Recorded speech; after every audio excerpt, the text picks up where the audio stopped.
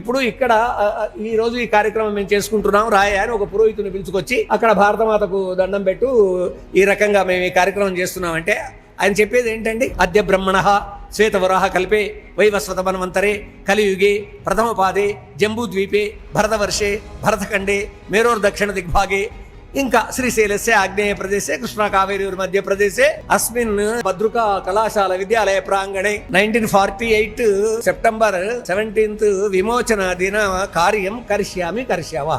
ఇది ఎందుకనాలి?